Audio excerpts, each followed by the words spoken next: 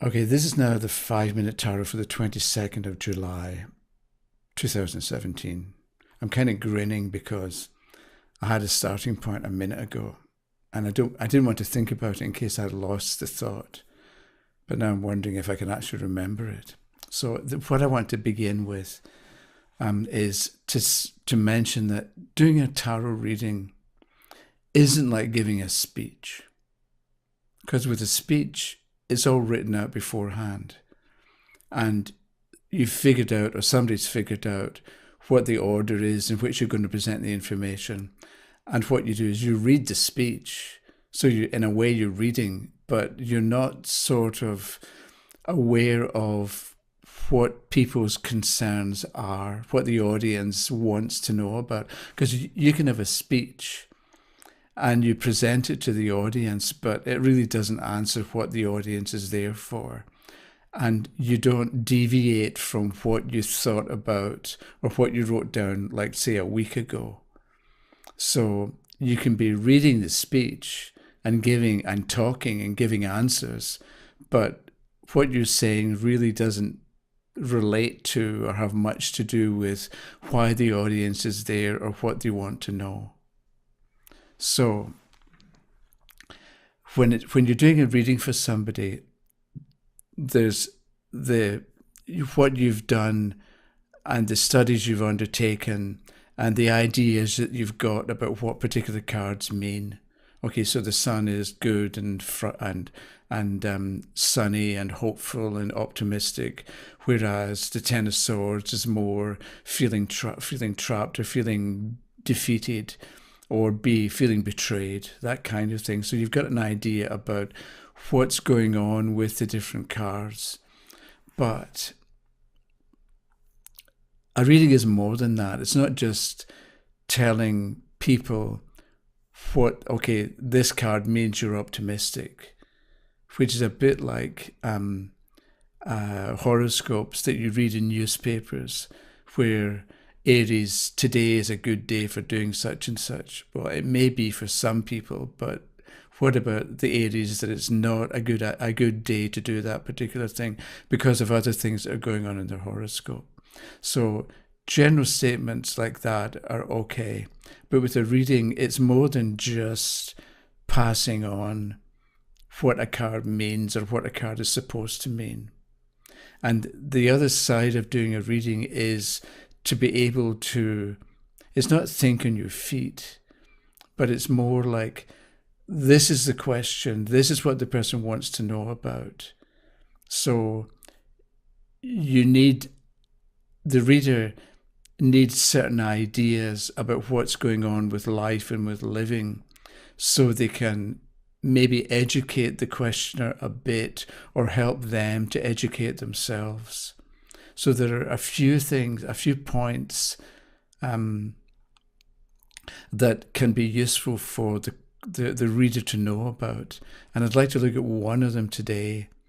And while I'm talking, I'm trying to remember the other thing. I was going to talk today about digging a well, which has to do with not being dependent on other people or not being dependent on what's out there, but more digging a well, meaning that you recognize, you become comfortable with a source of strength within you, and you take that with you wherever you go. But I'll talk about that tomorrow, because today I wanted to look at the idea that we create our own prisons, which I mentioned, I think yesterday or the day before. It had to do with the neighbour who finished chemotherapy and he's clear now and he's going back and he's back in his life and he's doing things. But he wants robust health, strong health. And so I mentioned to him about intermittent fasting, where you go for 16 hours without eating. You can drink water and black tea and black coffee and green tea, but you're not supposed to introduce calories into what you eat, because after 12 hours the body begins to produce healthy cells. But if you eat before 12 hours, it switches into living and are into producing energy. So it switches away from producing healthy cells. But that 4 hours, from 12 to 16 hours without eating, that's when the recovery begins, or that's when repair can take place. And ideally, we don't want to interfere with the repair, the 4 hours of repair that we get in that 16-hour period. Then you can eat for 8 hours. You get an 8-hour window and you can eat what you want. But then after, that's like skipping breakfast. So anyway, I was telling this neighbor about the idea of intermittent fasting and the good results and the definite results and benefits that people get. Plus the fact that it's free. You don't need a drug plan to get this. It doesn't cost you anything. And it could work, and it could make a big difference for this person. But his reaction was that he might not be able to eat oranges for breakfast. And this is he loves eating oranges for breakfast. And it's a bit like he was living in the future, and he was already setting himself up for failure, or he was already interfering and assuming that because he loves oranges now, that a week from now or a month from now, he would still want to eat oranges for breakfast, and that if he wasn't able to eat oranges for breakfast, he would be really unhappy. And it's like, it's not a good idea to live in the future. So he was creating a prison for himself by setting himself up to fail, or by letting his imagination control him and imagining things going wrong, right? So he thought about the future, but he assumed that it wouldn't work out well, or that he wouldn't be able to do what makes him happy.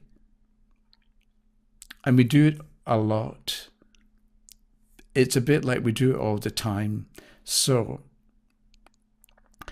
I'm kind of losing my train of thought here.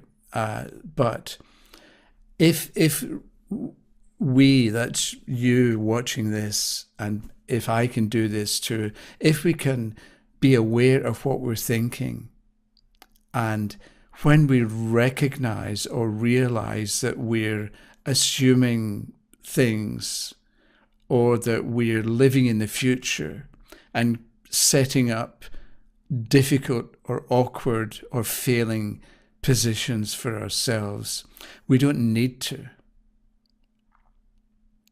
We can just not bother thinking those thoughts. We don't have to replace them with positive thoughts, but it's more like when you begin to think that you can't, or that it's not going to work, don't bother thinking that. Just stop. And maybe count backwards from 5, but stop thinking like that. And you don't need to replace it with something better, but just don't think like that and move on. Because the person was also, going back to the fellow with chemotherapy, he was imagining not being able to eat oranges, and this would be a tragedy. But it's a bit like, if you think about it, if you can choose, you have to choose between, you can eat oranges and have cancer back, or you can give up oranges and have no cancer. What do you want? What would you rather have? So it's one thing to look at a situation and figure out the strengths and the weaknesses. And when you recognize what the strengths are, you work to make them better. When you recognize what the weaknesses are, what the flaws are, you work to add something that will strengthen it, or you behave in such a way that you remove the weakness, or you remove the difficulty. So that's one thing. But it's the automatic assumption that I'd like to do this, but it's not going to work. Or somebody told me 20 years ago that I would never be able to do this. And so it's the kind of unthinking negativity that's the problem. Because it's one thing to look at a situation and assess it or be logical about it and understand what's going on and analyze it. But it's the automatic assumption that things are not going to work out. That's what we can become. If we become aware of our own thinking, then we've got a chance to become free. Because that goes back to the ARO, the magician controlling his imagination so that the people in the judgment card are able to get out of the coffin.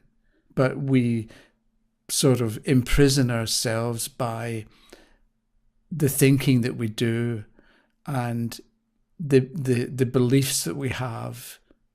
So I'm saying, as a tarot reader, we become better at reading cards if we also spend some time recognizing what we're assuming that's not actually true. We just think it, or we assume it.